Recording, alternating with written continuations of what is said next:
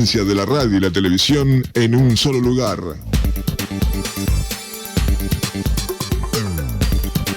Abasto Radio TV, Mar del Plata, Argentina.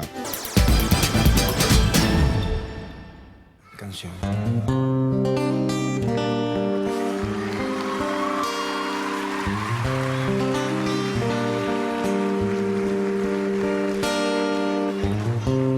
Empacó un par de camisas, un sombrero, su vocación de aventurero, 6 consejos, 7 fotos. Buenas tardes, estamos en el Alféizar como todos los martes a las 19 horas. En un martes que quiere ser más primaveral que otra cosa porque está muy lindo el tiempo. Hoy sí contamos con la presencia de Alberto Rufino acá con nosotros, que se tomó el día feriado la semana pasada. ¿Cómo están, amigos? El día de paro. El día de paro, sí, pero lo tomamos como feriado este hombre, porque los paros son justamente para que el periodismo anuncie por qué motivos son los paros, pero bueno, no importa. Acá lo tenemos de vuelta con nosotros y espero que haya traído algo bastante interesante para poder hablar. Sí, por supuesto, como siempre. Sí, como siempre, bueno, vamos a ver. Bueno, yo les voy a contar entonces, o sea, quedamos la semana pasada, en 1 de mayo, un jueves 1 de mayo, que estaba también con día feriado, fin de semana largo, o por lo menos eso parecía. Así que vamos a retomar un poco lo que pasó en la semana, aparte porque no pudimos decirlo demasiado. Vamos a recordar que el 9 de mayo, por ejemplo,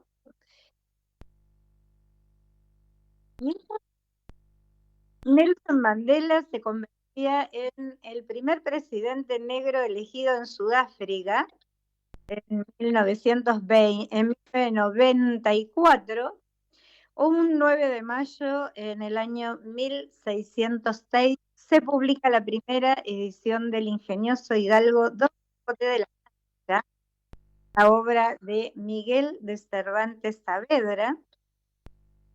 La primera parte de la obra tuvo 6 ediciones y después vino la segunda parte.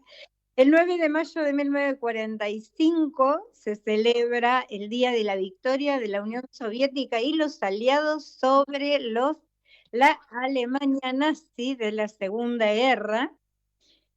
El 9 de mayo del 2012 se sanciona la Ley de Identidad de Género. El 9 de mayo de 1967, una mujer de 51 años es operada en Cleveland Clinic en Estados Unidos en una cirugía encabezada por el doctor René Favaloro. Se coloca el primer bypass aortocoronario. El 10 de mayo de 1503, Cristóbal Colón llega a las Islas Caimanes y las bautiza como Islas de las Tortugas, por la cantidad de tortugas que encuentra en ese lugar. Estamos hablando de 10 de mayo de 1503.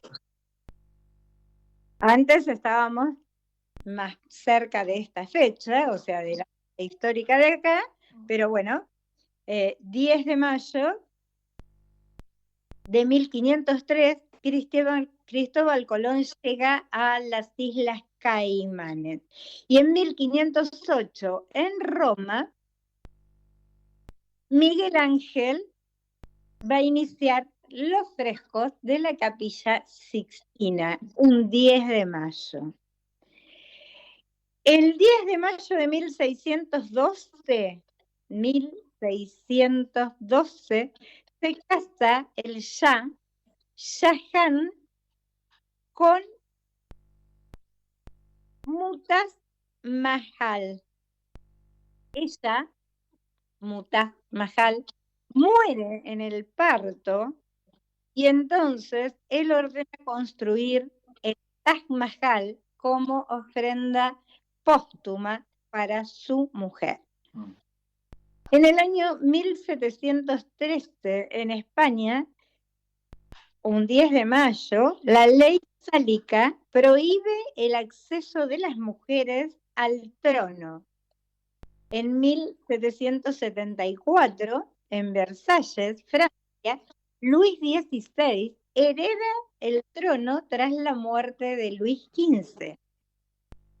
El 10 de mayo de 1794, en la Revolución Francesa, es guillotinada Felipa María Elena, hermana de Luis XVI.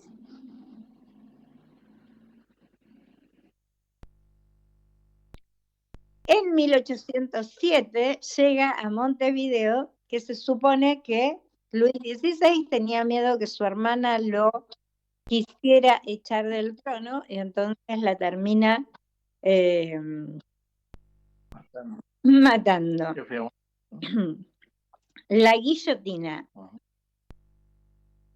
En 1807 llega a Montevideo el general John Waterloo para atacar Buenos Aires, un 10 de mayo de 1807, en el marco de las invasiones inglesas.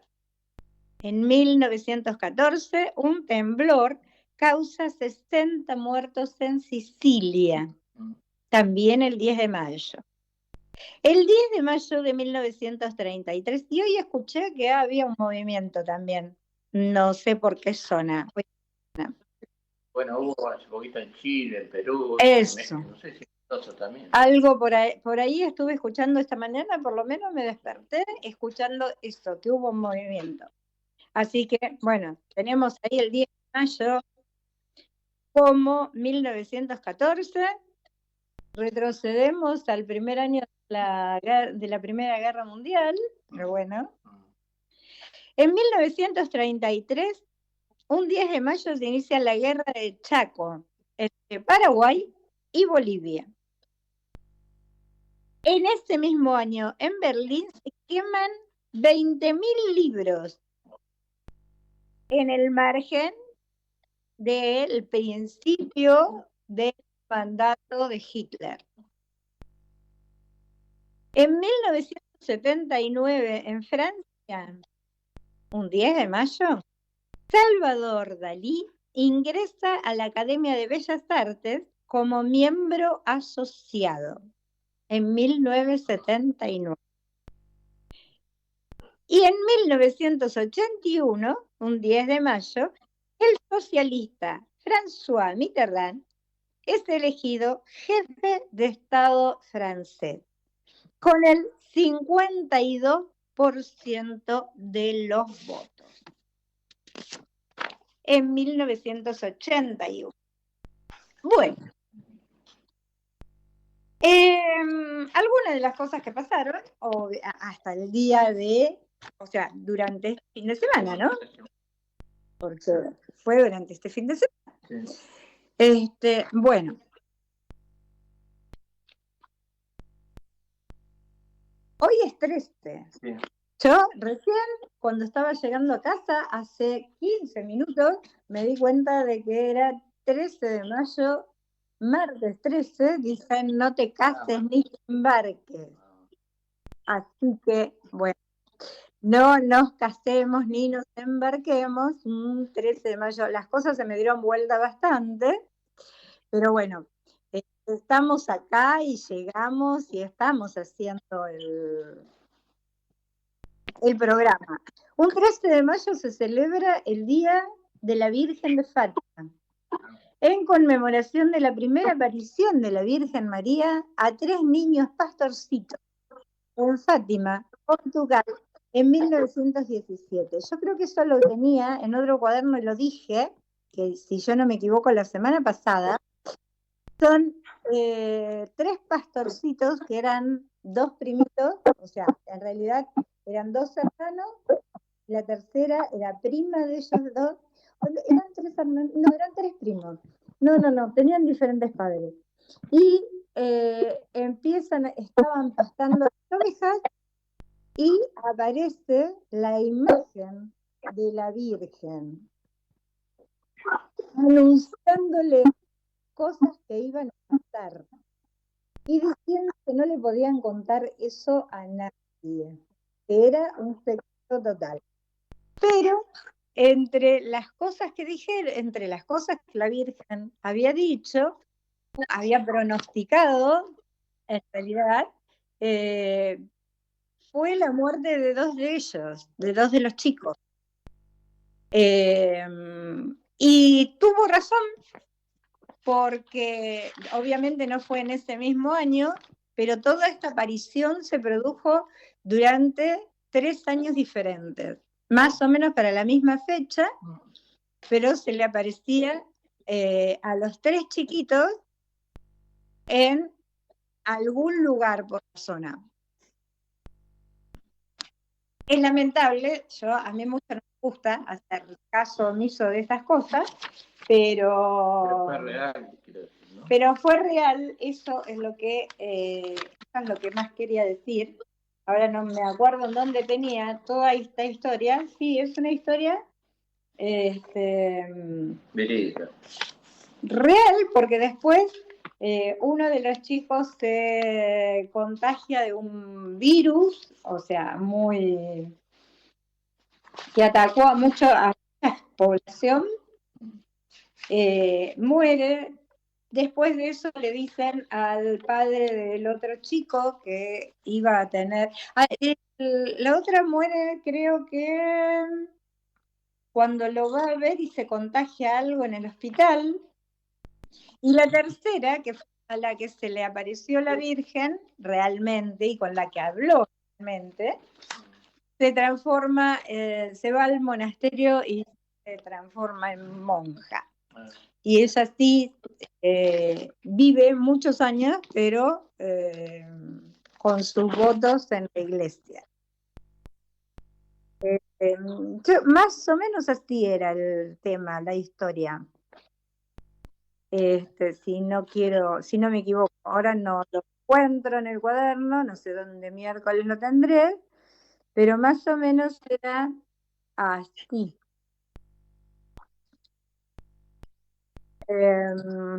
Porque me aparece para orar por la...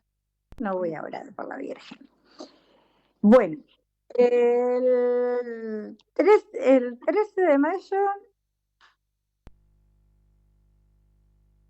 es el Día Mundial del Entrenador de Fútbol también.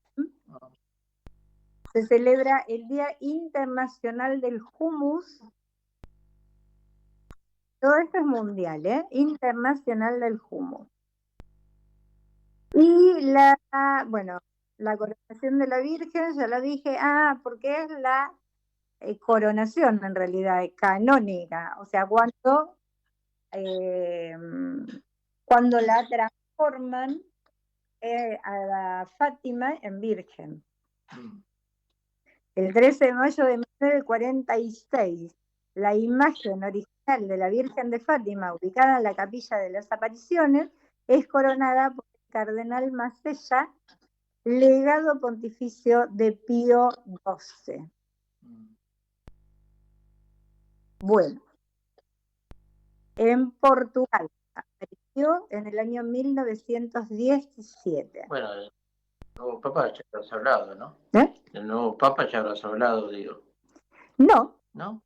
No. ¿Querés hablar vos del nuevo Papa?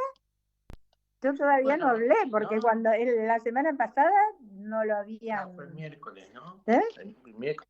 Claro, por eso, o sea, todavía no lo habían... No, que tenemos confianza.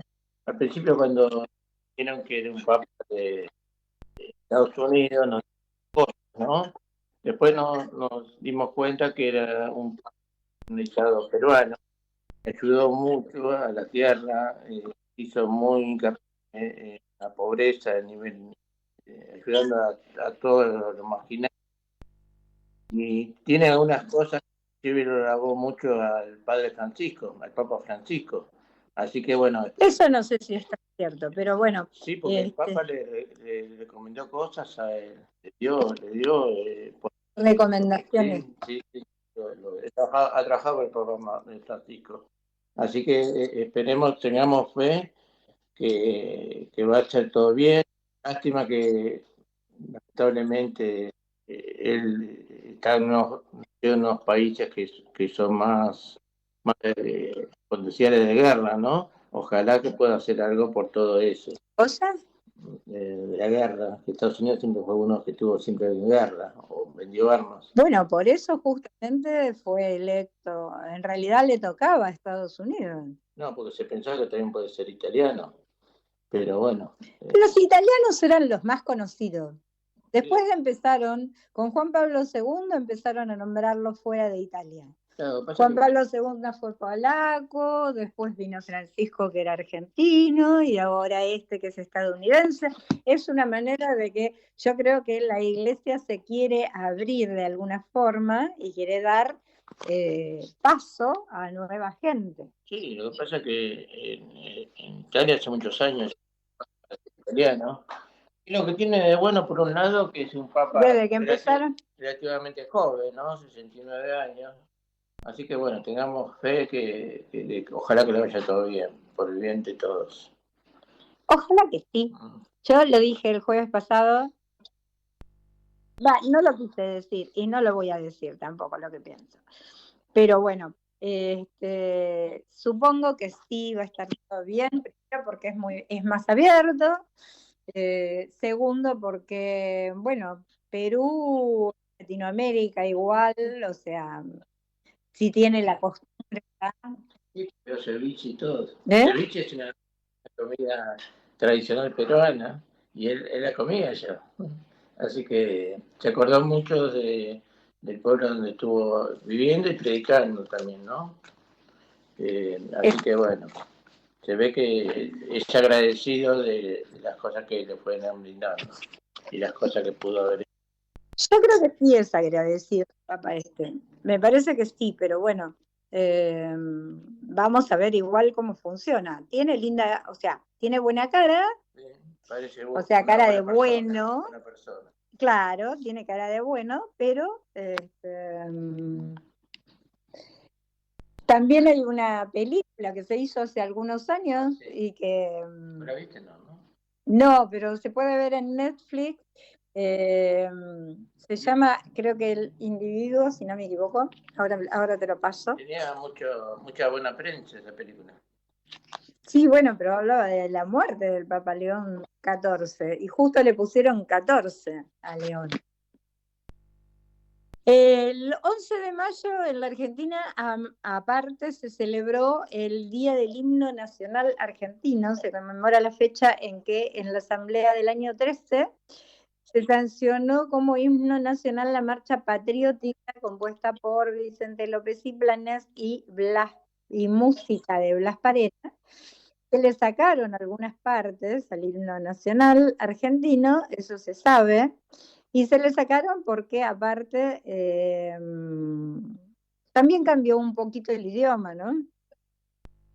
Yo lo tenía, por eso dije que no sé dónde tenía el cuaderno, pero el himno completo es muy, pero muy lindo. Ahora después lo voy a buscar mientras estés hablando de lo que preparaste, que no sé qué es. Voy a buscar un poquito a ver si lo tengo completo.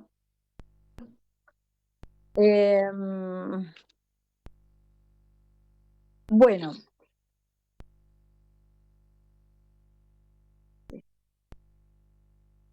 Música a fondo.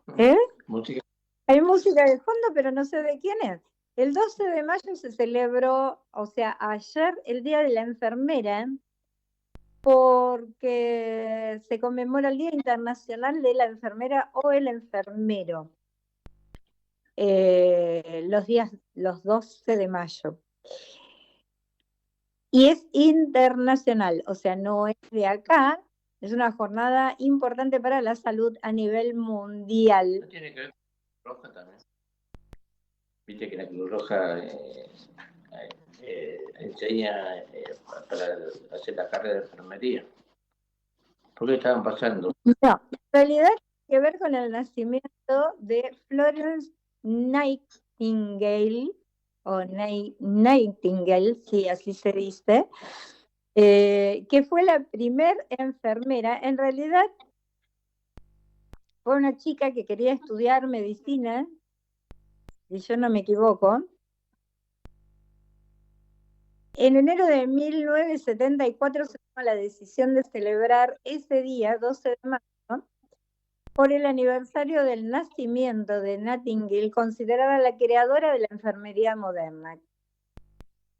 Ella empieza a ayudar, quería ser médica y empieza a ayudar a un médico. El 21 de noviembre, bueno, a ver, no lo tengo en mano, espérense un poquito y estoy buscando y no tiene mucho sentido lo que estoy buscando porque no me están satisfaciendo las cosas que dice.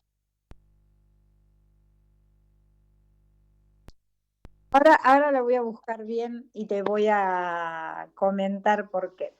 Es el día de la enfermera, pero, o el enfermero, por supuesto, fue el día de ayer.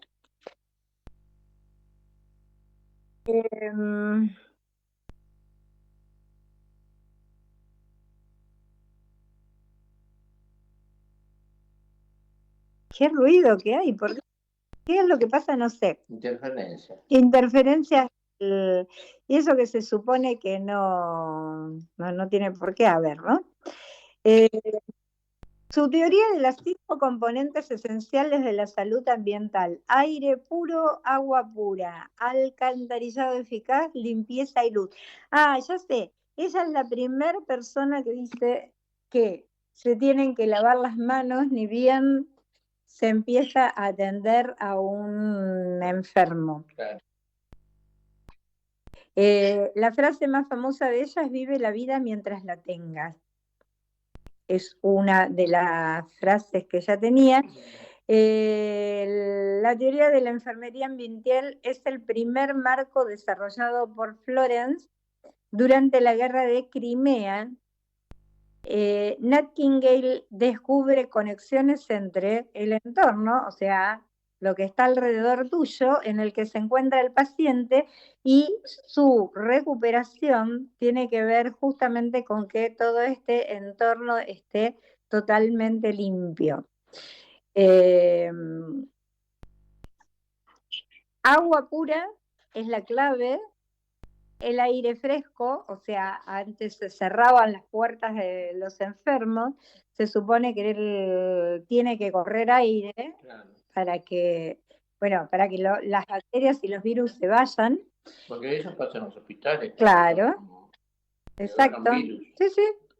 Drenaje eficiente, el saneamiento o la limpieza, tiene que estar todo totalmente limpio, y la luz solar directa. La teoría del enfoque de enfermería centrado en el paciente fue desarrollada en la década de 1940.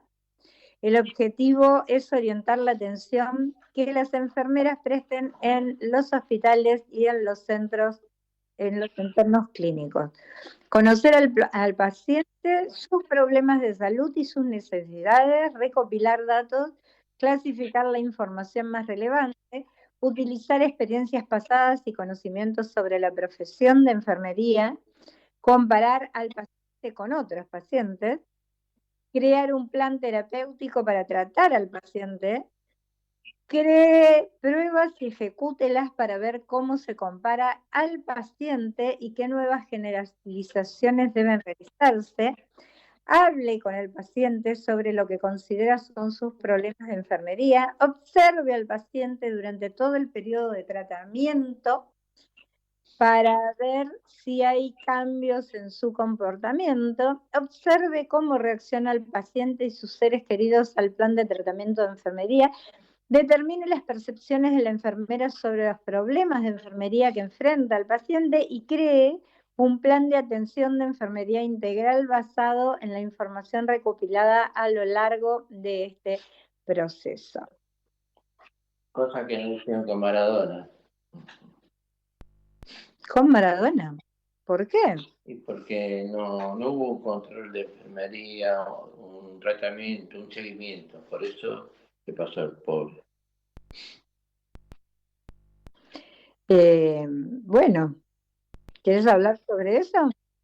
No, hay un juicio, ¿no?, contra los médicos que lo atendieron, que se dice que hubo malpraxis, hubo descuidos, ¿no? Porque era un paciente peligroso por los síntomas que tenía, aparte tenía vicios de tomar, ¿no?, bebidas alcohólicas, que inclusive en el cuarto donde estaba las tenía escondidas en distintos lugares, ¿no? ¿La Y bebida? eso, claro, y eso nunca tenía que haber pasado.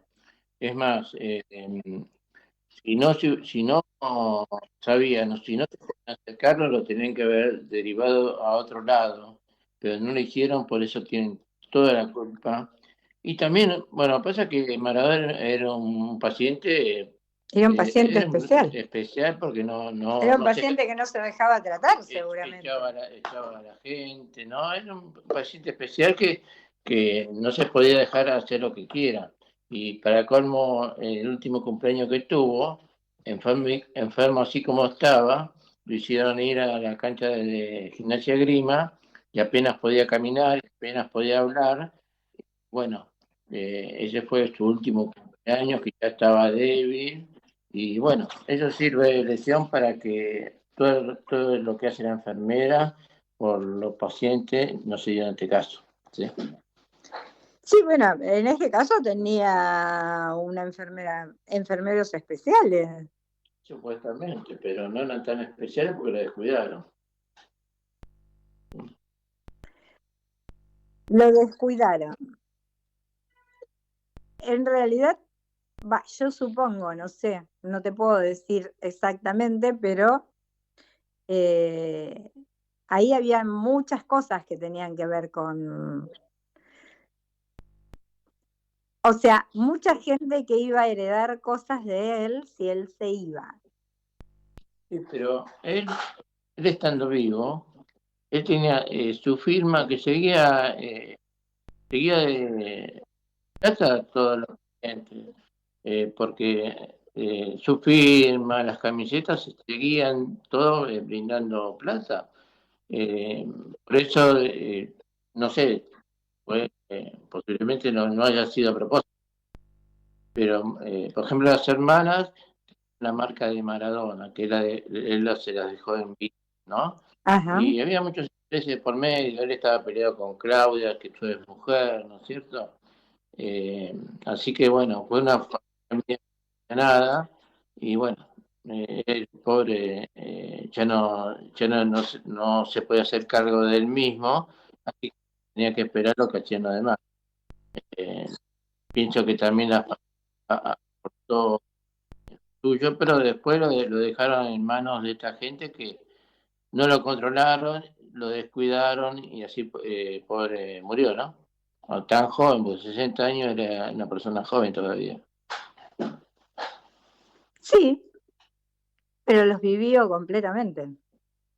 Sí, Maradona fue una de las personas más conocidas del mundo, una de las personas que tuvo más privilegios, anduvo por todos lados, lo alababan, le concedían todo lo que quería, ¿no es cierto?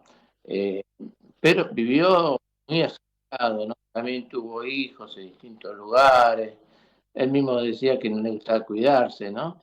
Ajá. Así que por eso dejó tantos herederos, entre comillas. Y bueno, una persona que hizo lo que quiso, salió a la fama por el fútbol, de un equipo chico, de un barrio pobre. Y bueno, esa fama a veces hay que estar preparado. Posiblemente Messi, una persona que también vio mucho de los famas, lujos, pero es una persona más preparada, ¿no? Entonces, bueno, es por eso que Messi está muy consciente de lo que hace y aparte la mala junta que tuvo, un poco le hicieron perderse, ¿no? Sí, hay que estar preparados, sí es cierto. Bueno, muy bien. Es como un pequeño homenaje a Maradona. acabas de hacer, un pequeño relato. Yo no lo había pensado de esa manera, pero bueno, es como un pequeño homenaje. Sí, Maradona es una persona más querida inclusive después de fallecida, porque Messi es ídolo, por supuesto, ¿no? Esto fue unos no, títulos, pero Maradona tiene una cosa muy, muy personal, muy nuestra, es como que sentía, era muy expresivo, sentía mucho la camiseta, inclusive en su momento ha criticado a la FIFA, a la AFA y hasta el Vaticano. Decía, ¿cómo puede ser que esta gente tenga tanto oro? Y había gente que se moría de hambre, ¿no? No, en sus cosas decía muchas verdades, hasta inició un sindicato de futbolistas, porque los futbolistas no tenían en cuenta, los hacían jugar a las 3 de la tarde en pleno sol, con todo ese sol intenso, los hacían jugar, no había nadie que lo defendía, entonces él fue uno de los que defendió al futbolista, ¿no? Y él mismo que, como se llama, que decía que la pelota no se ensucia, ¿no? En el sentido de que no había que entrar la corrupción en el fútbol, ¿sí? Él luchó contra todo eso. Así que bueno, es bien recordado también. Bueno, vamos a hablar un poquito de Benito Pérez Galdós, por ejemplo, que nació en Las Palmas de Gran Canaria el 10 de mayo en 1843 y muere en Madrid en 1920. Fue novelista, dramaturgo, representante de la corriente realista y naturalista de la narrativa española, hijo de un militar. Esto no le impidió desde joven entrar en contacto con el liberalismo. Fue Benito María de los Dolores. Empezaba las teorías darwinistas, estudió Derecho en 1870, su primer novela, La Fontana del Ciro. Al año escribió La Sombra, apareció en la revista de España por entregas. Y está La Guerra de la Independencia, Mi amor es secreto, misterioso y oculto, como las perlas que además de estar dentro de una concha, están en el fondo del mar. No tengo celos de nadie, porque su corazón es todo mío. No tengo celos más que de la publicidad. Odio de muerte a todo el que descubra y propale un secreto. La Emilianada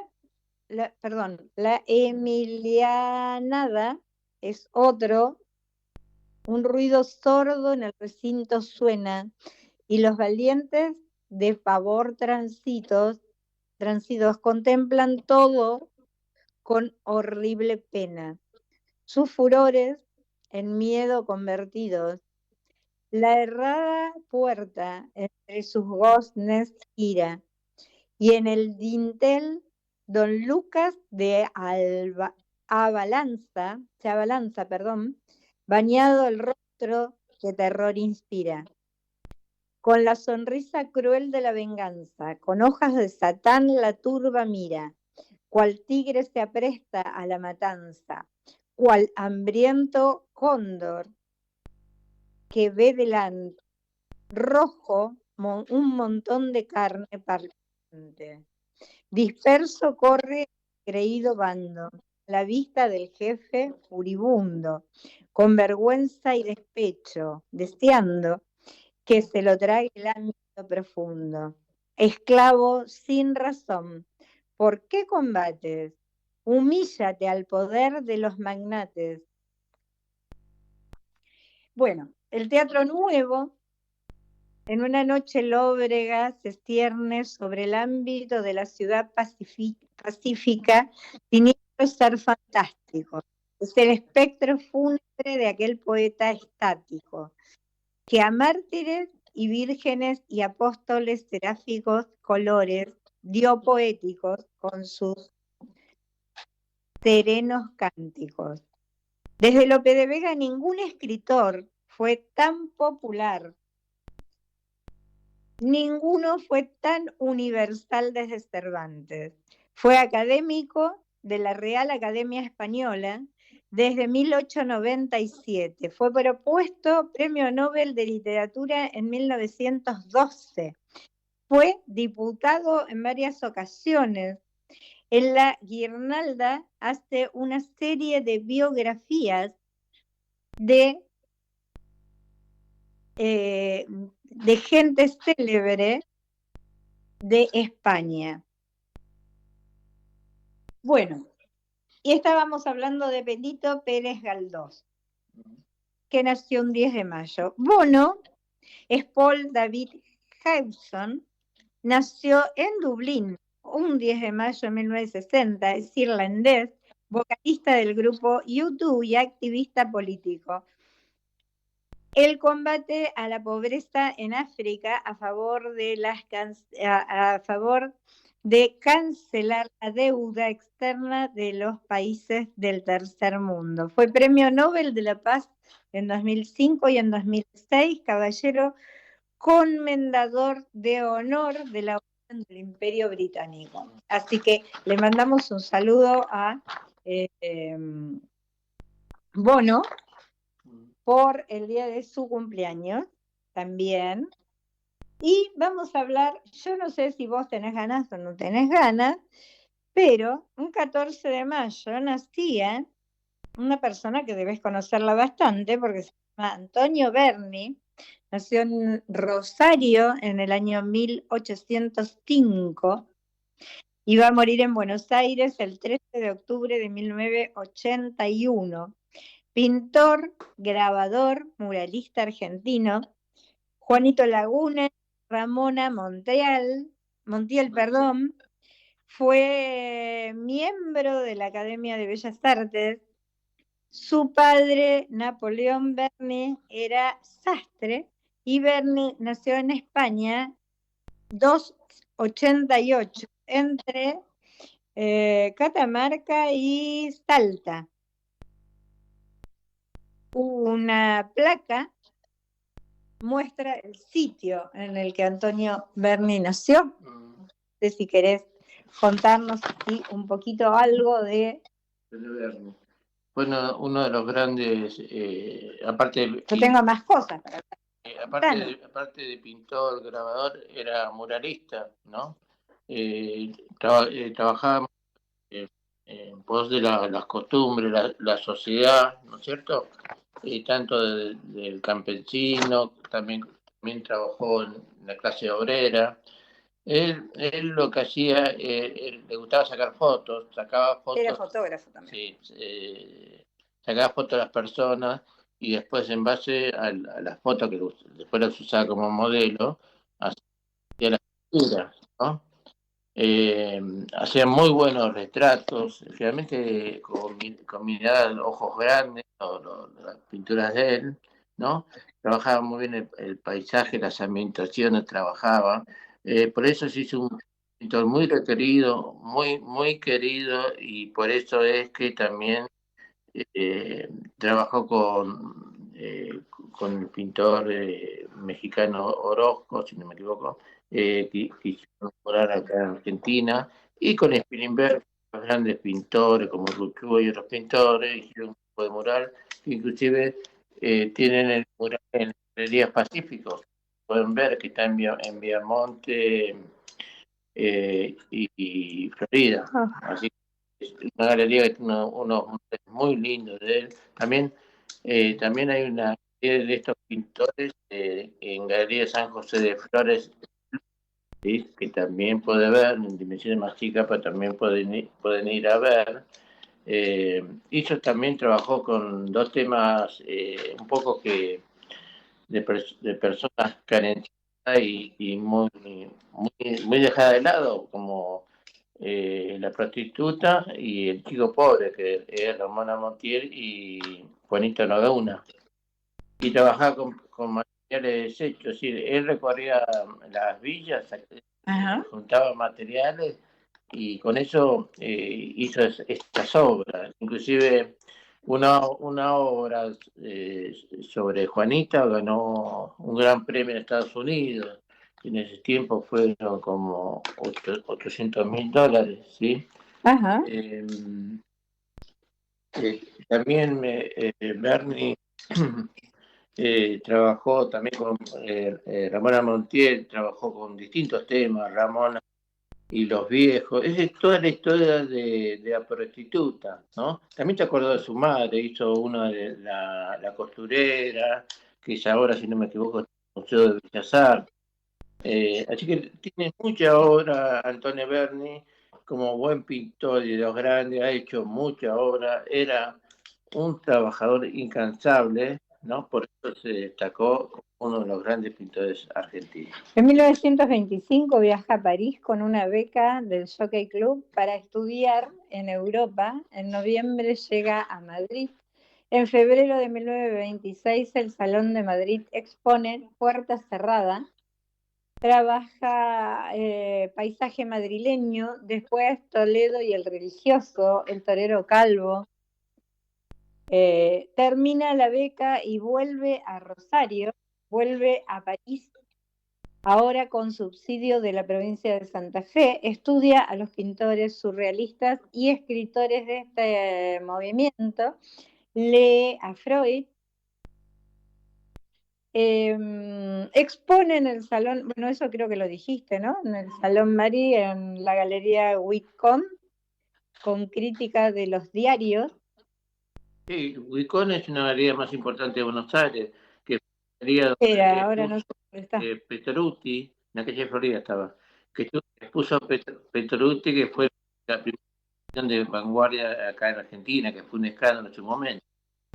Tuvo buena crítica del diario La Nación y la prensa. Sus primeros cuadros fueron del impresionismo y del paisajismo. Sí, hizo obras futuristas también. Se lo relaciona con el grupo de escritores y artistas que se reunían en la confitería Richmond, contrapuesto al grupo Boedo.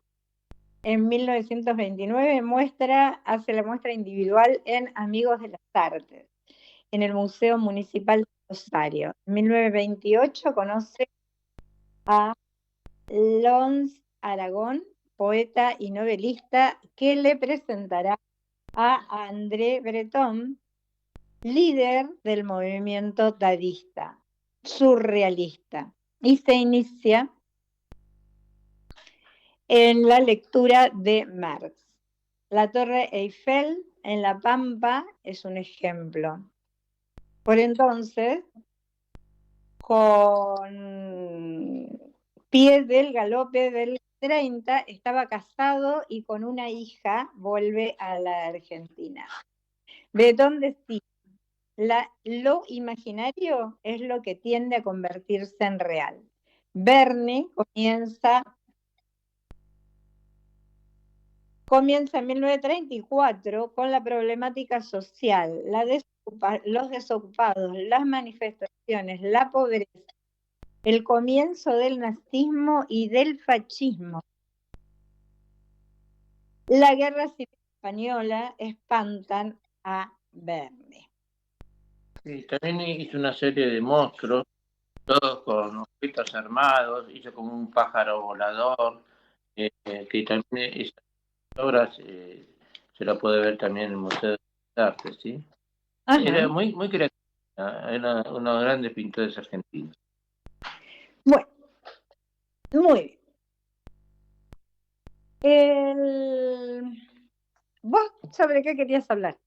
Sobre la cuarta dimensión. Bueno, habla de la cuarta. Bueno, ¿qué tal amigos? Les voy a hablar un poco de la cuarta dimensión, que siempre se habló mucho de ella, ¿sí? Se habló los filósofos, los místicos, que han hablado y escrito sobre ellos. También los físicos y los matemáticos hicieron cálculos también con ella, ¿no? La misma es una parte, es una parcela de teorías científicas, muy respetadas también. Y también en otros campos, por ahí un poco más desacreditadas, como el espiritismo y la ciencia ficción. La cuarta dimensión es una dimensión distinta a todas las demás, con direcciones del espacio normal. Algunos dicen que la cuarta es el tiempo, ¿no? Algunas sensaciones superiores, que la cuarta es el tiempo. Y en cierto sentido tienen razón. Otros dicen que la misma de direcciones superiores es la dirección en la cual el espacio se encurva. ¿Sí?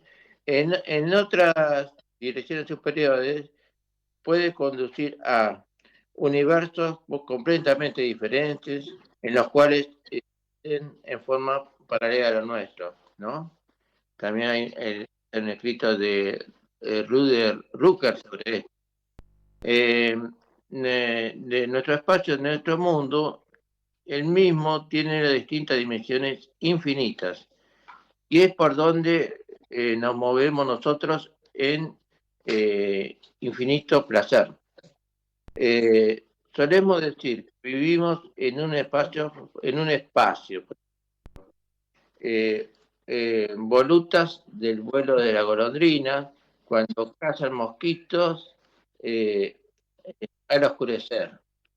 Desde la matemática descubren diferentes curvas que son de una gran complejidad. Estas curvas espaciales se pueden dividir en tres momentos: este, oeste, abajo, norte, sur, y combinándose estos tres tipos. Mutuamente describiendo cualquier tipo de curva y, por supuesto, haciendo al menos tres dimensiones, o sea, tres direcciones. Conducir un auto, por ejemplo, que implica sacrificios en un grado de libertad. Se puede acelerar, frenar o marcha atrás. La carretera es un espacio curvo. Las personas comunes solo experimentan movimientos corporales tridimensionales cuando andan debajo del agua, por ejemplo, ¿no es cierto? Otro caso, imagínense que nosotros situados en el espacio pudieran estar en distintos niveles de realidad, ¿sí? Y suponiendo que cada nivel tendría un color distinto, ¿no? Los cuales creían, paseando, por ejemplo, de la teoría del rojo, pasando del verde hasta el azul.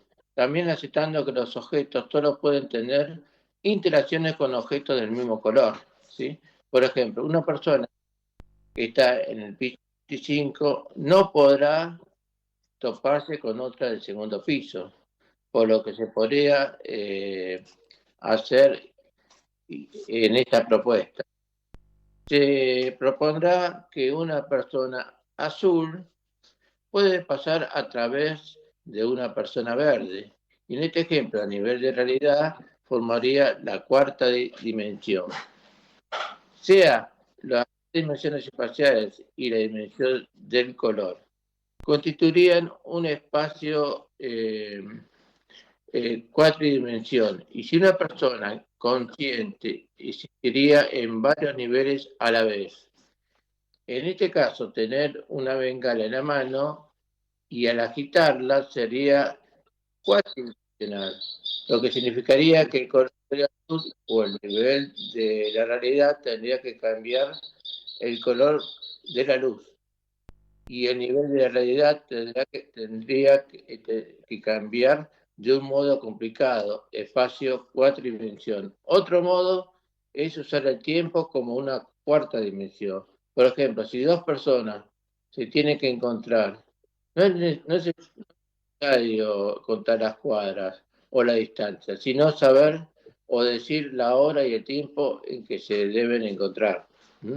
Lo que necesita saber es el concepto de la cuarta dimensión espacial, ya que es muy difícil visualizar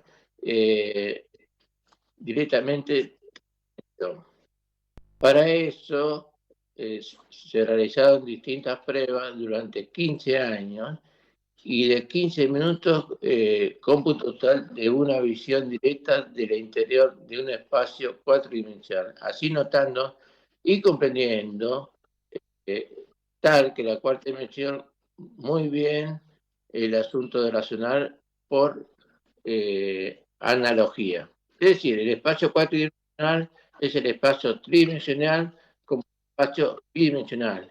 4D, 3D, 4D dividido 3D, dividido 3D, dividido 2D. 4D son 3D, 3 dimensiones, y 2D, 2 dimensiones. Esta analogía es una de las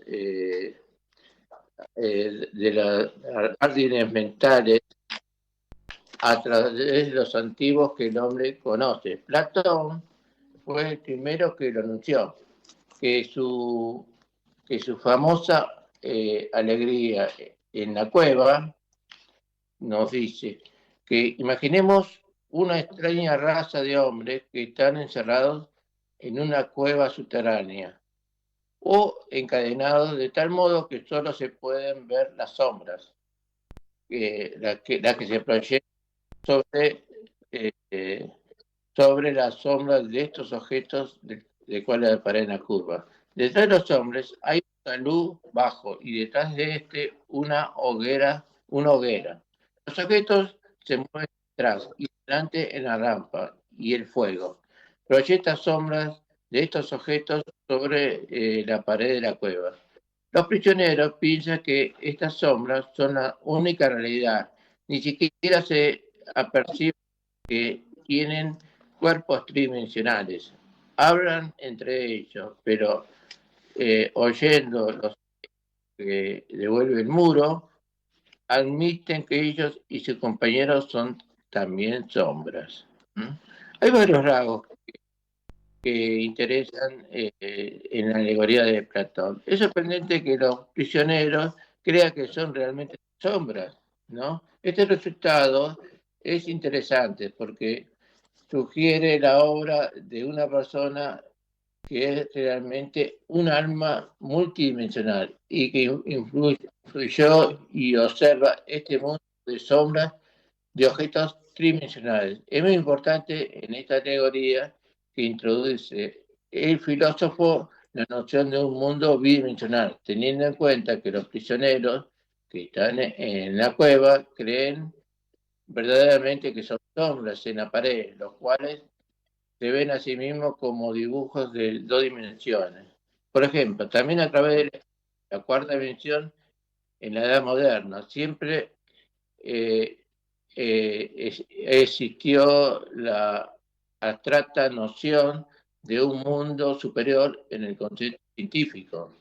Y una cuarta dimensión geométrica tardó en desarrollarla. El primer filósofo que las abordó la idea de unos espacios bidimensionales superiores fue el gran Immanuel Kant, del año 1724 a 1804.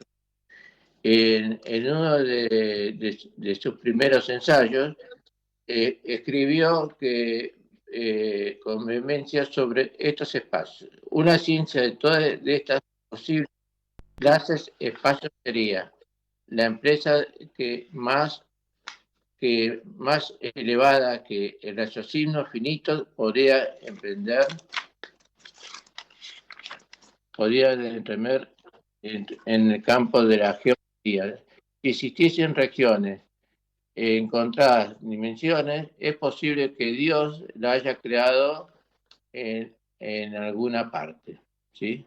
Es una de las figuras que me es el hipercubo, que es un cubo en un cuadrado o dentro del mismo, ¿sí? El hipercubo es la profundidad más sencilla de la desmaterialización, ¿sí? Bueno, como habremos visto, tanto en el pasado como en la matemática y la filosofía, se ha estudiado mucho la cuarta dimensión, inclusive el filósofo Platón.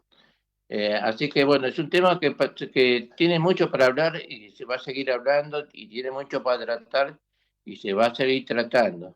Así que es bueno considerar lo que es la cuarta dimensión. Bueno, gracias.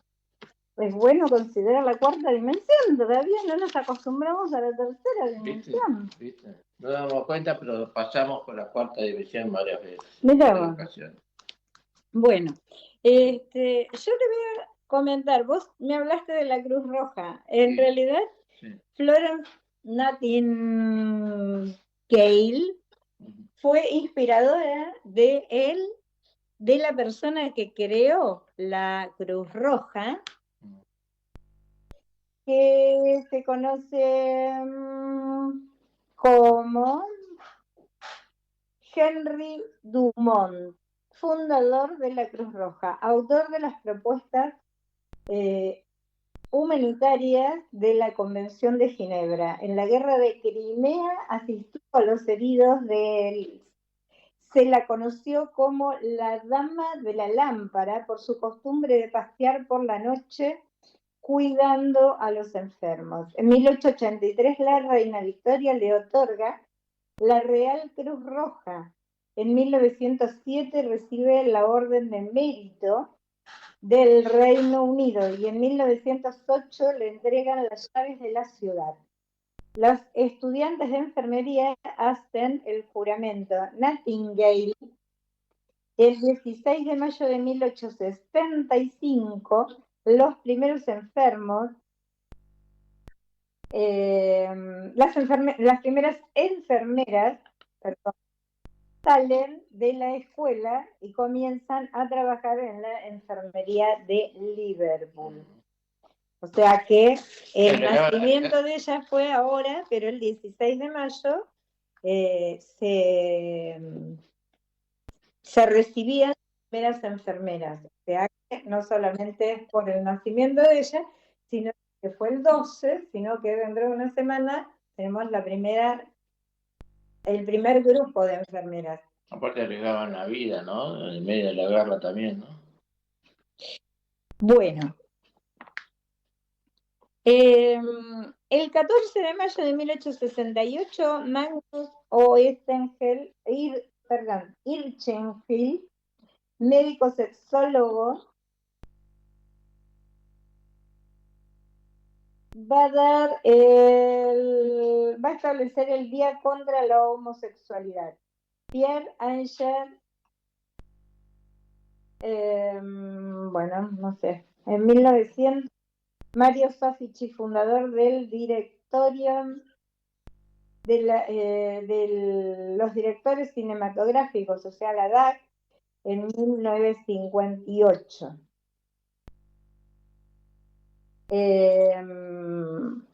Nace, por supuesto, Soffici. Miguel Ángel Sola-Beil también nace un 14 de mayo. Bueno, 14 de mayo es mañana, así que vamos a... Y otro que nació un 14 de mayo fue mi nieta, y no sé dónde dejé el poema que le escribí a ella, pero ya va a aparecer en alguna parte, lo voy a tener, así que a Milena no me esté escuchando, porque no suele escuchar la radio, pero sí me escucha de casualidad. Y mañana espero verla de alguna manera. Bueno, Luca Prodan es el 17, y les encontré el himno nacional. El otro que nació un 14 de mayo, y eso fue lo que yo dije antes, fue Ernesto Che Guevara. Ahora, no sé si vamos a tener tiempo, pero el himno nacional argentino decía: obviamente los que conocemos, oíd mortales el grito sagrado, libertad, libertad, libertad, oíd el ruido de rotas cadenas, vete en trono la noble igualdad. Se levanta en la faz de la tierra una nueva gloriosa nación, coronada a su cien de laureles y a sus plantas rendido un león.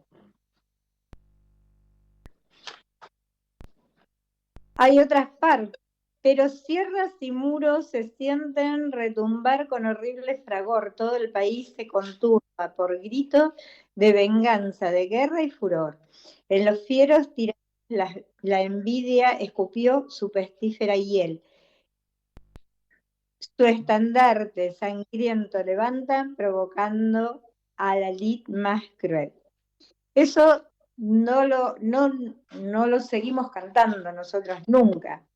No les veis sobre México y Quito arrojarse con saña tenaz, y cual lloran bañados en sangre, Potosí, Cochabamba y La Paz. No los veis sobre el triste Caracas, luto y llantos y muerte esparcir. No los veis, dando cual fiera todo pueblo que logran rendir. A vosotros se atreve, argentinos, el orgullo del vil invasor.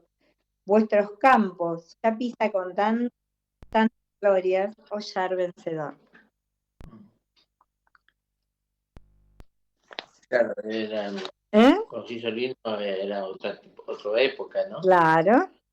Mas los bravos que unidos juraron su feliz libertad mantener, a estos tigres sedientos de sangre, fuertes pechos sabrán exponer.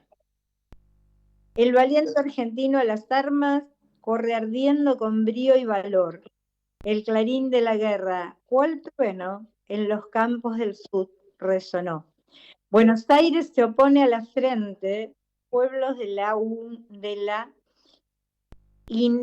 inélita unión, con brazos justos desgarra al ibérico altivo león, porque está España, que tenés que ver.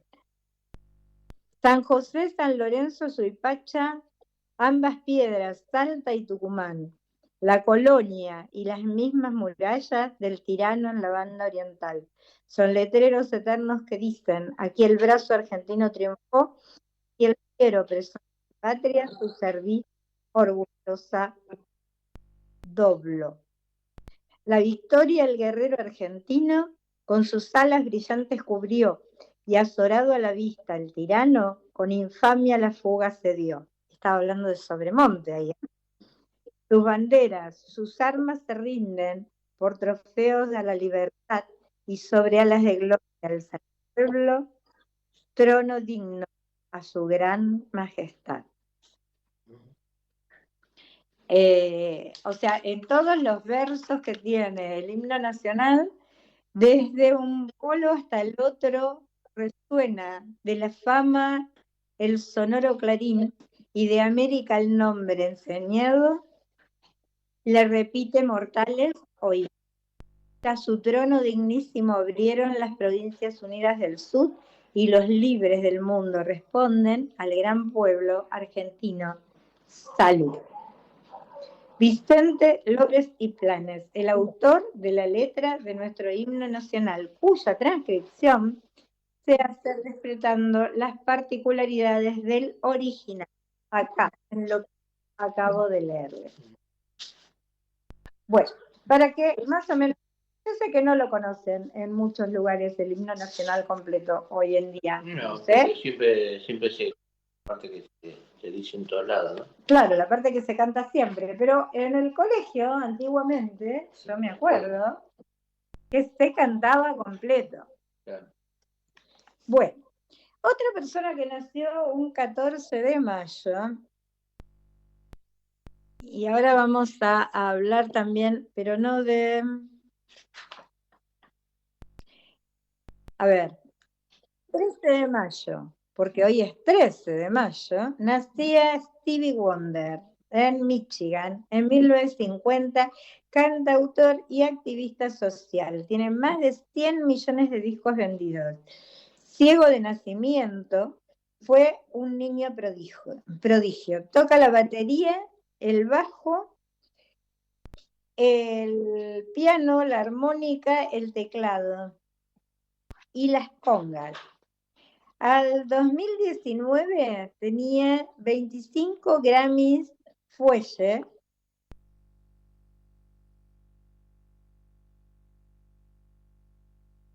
Nació, como nació con 6 semanas antes, lo pusieron en una incubadora y el oxígeno impidió el desarrollo de sus retinas. Por este motivo, Stevie Wonder no pudo desarrollar normalmente la retina y terminó siendo ciego. Fue el tercero de 6 hijos. Y nació 6 semanas antes de lo que tenía que haber nacido. ¿Con qué voz, ¿no? Bueno, por eso ha sido prodigio total. Sí. Igual era prodigio. Sí, obviamente. Pepe Cibrián es José Rafael Cibrián. Nació en La Habana, Cuba, un 13 de mayo, un día como hoy, en 1948, así que vamos a mandar saludos a Pepito Cibrián. Pepe Cibrián Campoy, director de teatro, autor, dramaturgo, nació durante la gira de sus padres. Es el mayor de los creadores de teatro musical argentino. Estuvo casado con Ana María Cores, actriz y cantante. Mirá, ¿de quién se divorció? Con la ley de matrimonio igualitario se casó por segundas nupcias con Santiago Sanaví. En el año 2011 fue declarado ciudadano ilustre de la ciudad de Buenos Aires por la legislatura. En 1970 estrena su primer obra, Mundo Pobre Querido. En 1978, Aquí no podemos hacerlo, que se estrena en 1988 en el Teatro Presidente Alvear y después va al Cervantes, al Cubo, en 2016. En 1989 recibe por segunda vez el premio Argentores por su obra Invasiones Inglesas en el Teatro General San Martín. Junto a Ángel Mahler llega Calígula, el musical, Los Borgia, Drácula, el musical, con el premio Aster, Estrella de Mar, Prensario y Hugo. Vendrá El Jorobado de París, David el Rey, Las Mil y una Noches, El Fantasma de Canterville, Dorian Gray, El Retrato, El Hombre de la Mancha, que lo trabajó, adaptó y dirigió. En cine, su primer protagónico fue en el 2015, con dirección de Marcos Carnevale, El espejo de los otros.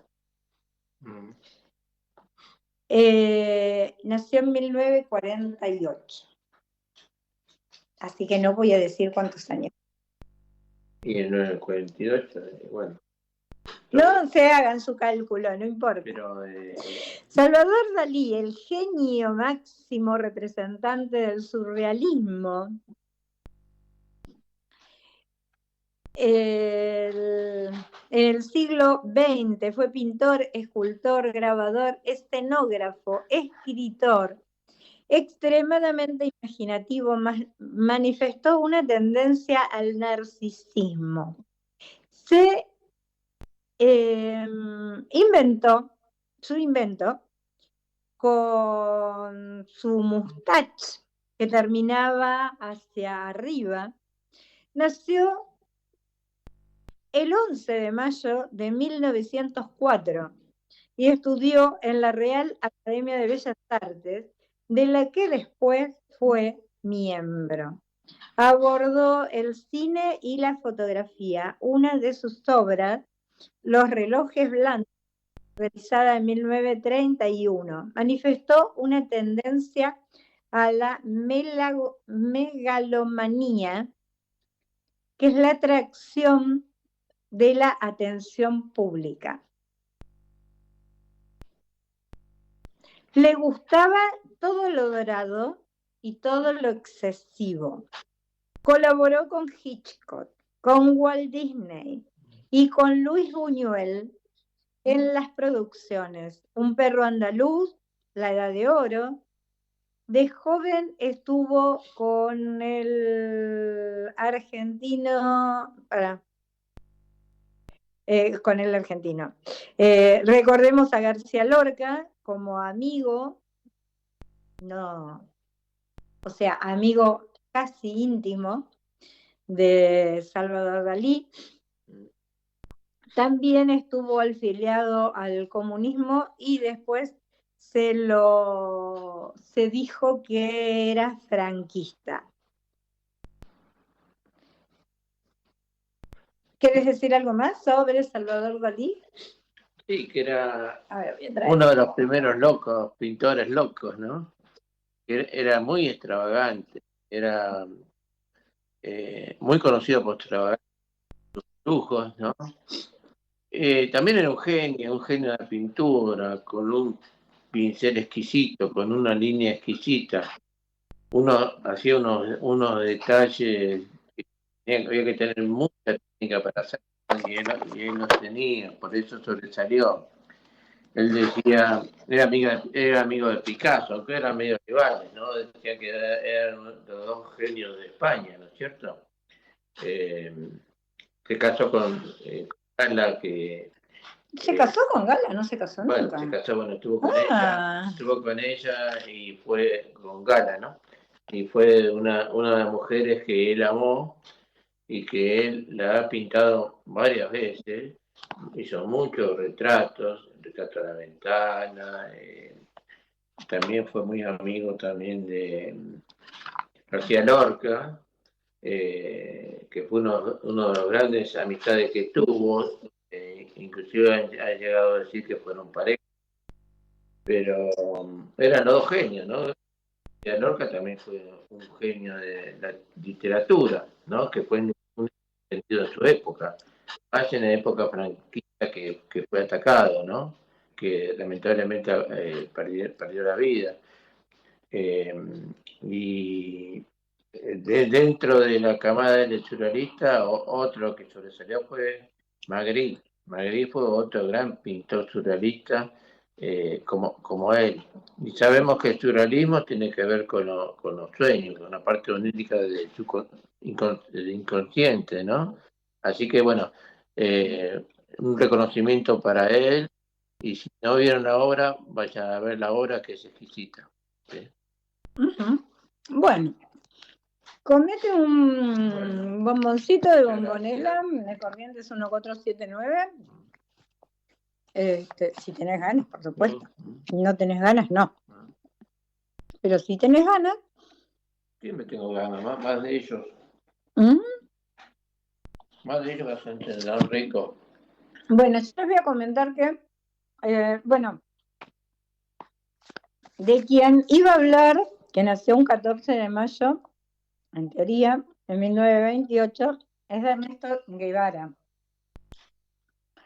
que nace en 1928 en Rosario, pero fue inscripto un mes después. Entonces, no se considera el día del nacimiento, el 14 de mayo, porque para los argentinos lo inscribieron un mes más tarde. 14 de junio. Claro, o sea, pensa, mentalízate y decí, a ver, ¿Eres costumbre de taurino o canceriano? ¿Qué lo ponemos? ¿14 de mayo o 14 de junio? Taurino. En realidad era taurino, sí, seguro. Fue médico, escritor, periodista,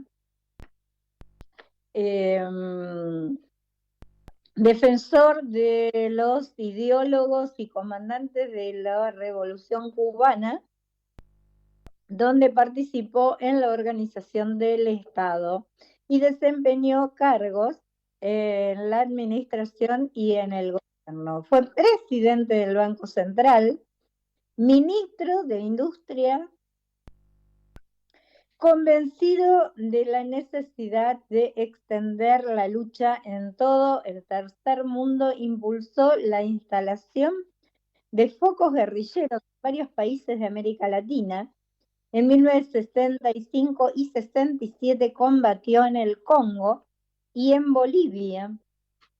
donde fue capturado y ejecutado de manera clandestina por el ejército de Bolivia, junto con la CIA, el 9 de octubre de 1977. Fue Ernesto Che Guevara, el mayor de 5 hermanos de Ernesto Guevara Lynch y Celia de la Serna. Su tatarabuelo fue el hombre más rico de Sudamérica. Y la madre fue descendiente del último virrey español de Lima, José de la Serna e Hinojosa. Al nacer, Ernesto habían comprado una plantación de yerba mate en Misiones.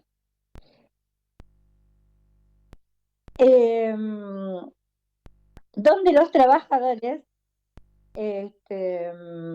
eran casi esclavos. Eso no lo saben nadie, o por lo menos nunca lo demostró ni nunca lo dijo.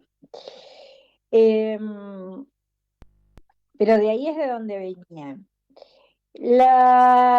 Se llamó La Misionera, el lugar que habían comprado, y su explotación llevó a instalar un molino yerbatero en Rosario. Los Guevara tenían un astillero en el Río de la Plata, ubicado en San Fernando, que fue incendiado en 1930, donde tenían ingresos. Venden entonces el yerbatal en la década de 1940, instalan una inmobiliaria y compran una casa en Buenos Aires. Instalan una empresa de construcción civil que va a quebrar. El Che y se separa de sus padres. Al poco tiempo, el padre vuelve a casarse, tiene otros 3 hijos y en 1987 escribirá un hijo, el Che. Mi hijo, el Che. Porque obviamente el Che lo matan antes de que el padre muera. Entonces el padre después va a escribir esto. En realidad lo inscriben un mes más tarde, porque se supone que el Che Guevara, la madre del Che estaba embarazada y todavía no se habían casado. Entonces se fueron cruzando el charco, como quien dice. No se fueron a Uruguay porque compraron tierras en Misiones, así que se fueron a Brasil seguramente. No creo que haya sido Uruguay, sino Brasil. Cruzaron y lo tuvieron y después compraron los yerbatales. O sea, después volvieron, después de tenerlo, volvieron con él, ya nacido, y recién ahí lo inscriben, o sea, primero se casan y después lo inscriben. Por eso tardaron un mes en inscribirlo. Bueno, como no quiero que se nos haga tarde, entonces vamos a seguir con la historia del Che, pero ahora la vamos a cortar. Les voy a ofrecer que vayan el jueves a las 18 horas en la Casa de la Lectura, que queda en La Valleja 927, La Valleja y Jufre, creo que es 927. Hay desde el 8 de mayo empezaron a hacer cine coreano. Así que este jueves a las 18 horas pueden ir, no hace falta inscripción previa, es abierto totalmente, es la Casa de la Lectura y la Escritura. Y bueno, pueden ver este cine coreano nuevo, con nuevas tendencias. El primer sábado de cada mes, este mes va a ser el 17 de mayo, a las 17 horas, por la zona de Caballito, pero no me acuerdo bien la calle, tienen el primer encuentro cultural, tertulia literaria presencial, aquellos que quieran ir a las 17 horas. La calle es Are, pero no me acuerdo el nombre, así que no se las puedo dar hoy. Pero es en Caballito, se llama así, primer encuentro cultural, tertulia literaria, y lo que muestran en el video es Mar del Plata, puerto de lectura. Lo hicieron en 2014, de allá vinieron para acá. Y lo organiza Ernesto Marcos, si no me equivoco, Ernesto Marcos, que también está haciendo otras charlas. Y de lo que a quien quería remitirme, y por eso no quise seguir hablando mucho, bueno, es de lo que me enteré hoy a la tarde, que no tenía idea, murió José Pepe Mujica, el expresidente del Uruguay.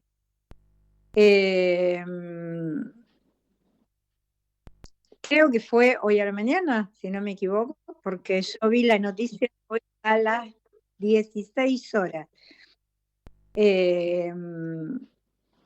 La última entrevista con Clarín, entre su alejamiento de la izquierda y el encuentro con una robot en Japón, José Pepe Mujica murió este martes a los 89 años.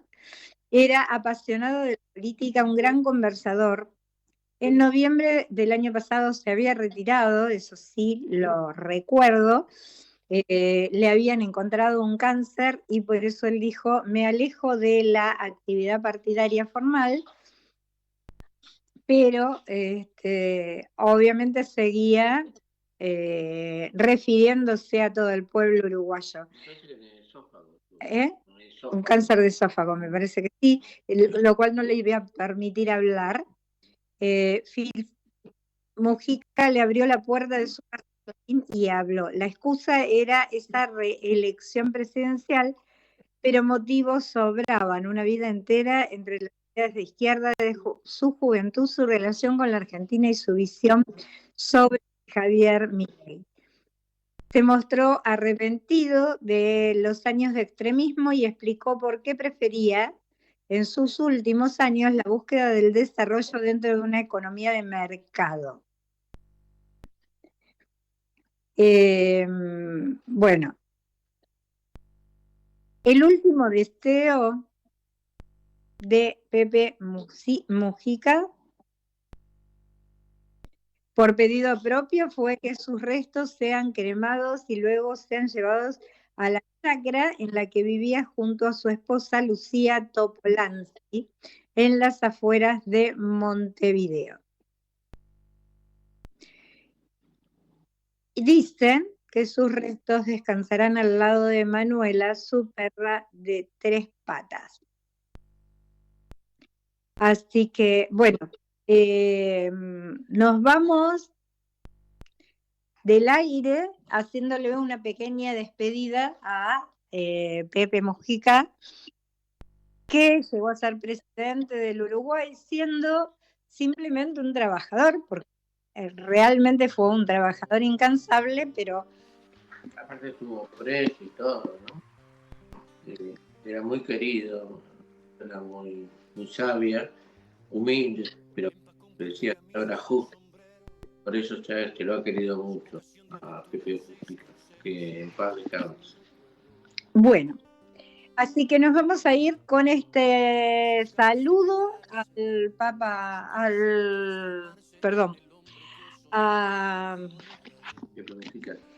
claro, a Pepe Mujica. Lo que pasa es que me apareció porque el sábado en una biblioteca que queda si yo no me equivoco, por el lado de Caballito, pero no me acuerdo exactamente la dirección y ahora no me puedo fijar.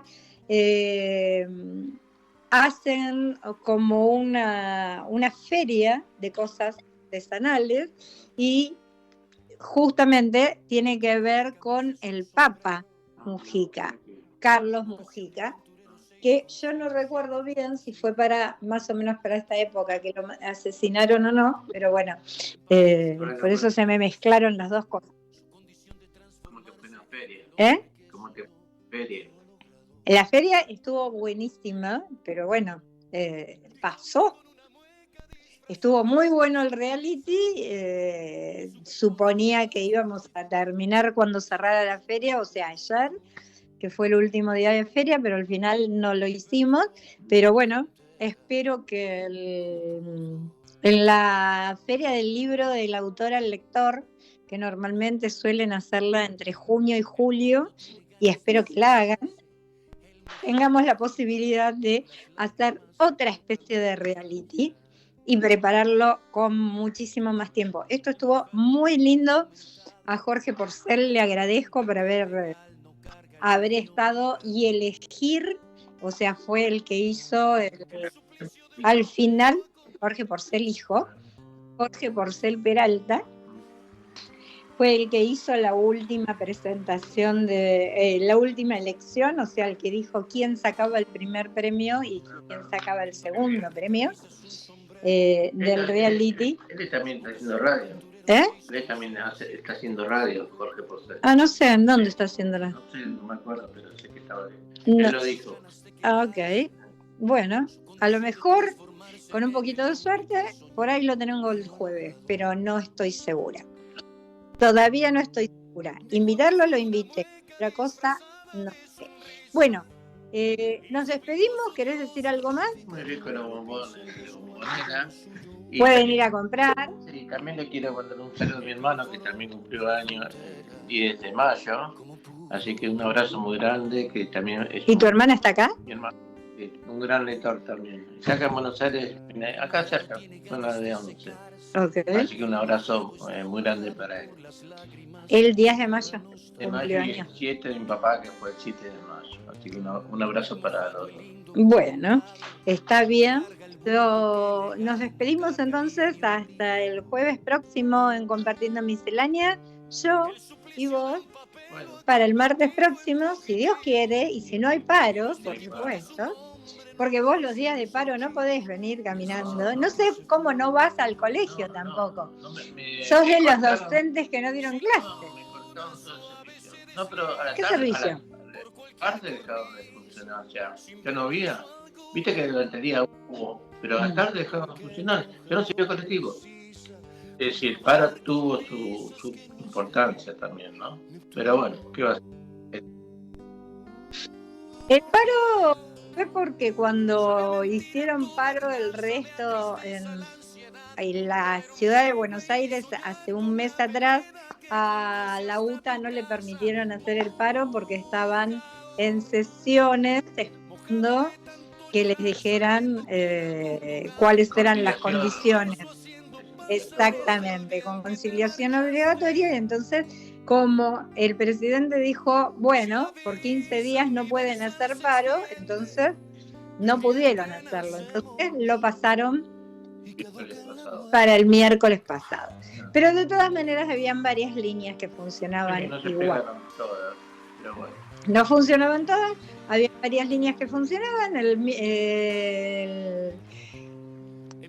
¿Cómo se llama? El subterráneo también funcionaba tranquilamente, así que, bueno, ¿qué quisieron?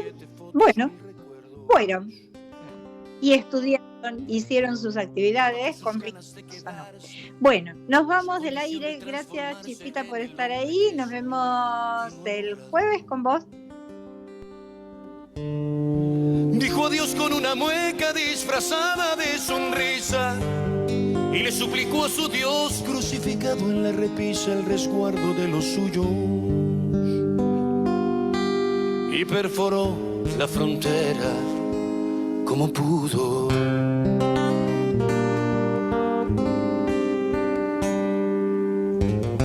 El mojado tiene ganas de secarse, el mojado está mojado por las lágrimas que bota la nostalgia.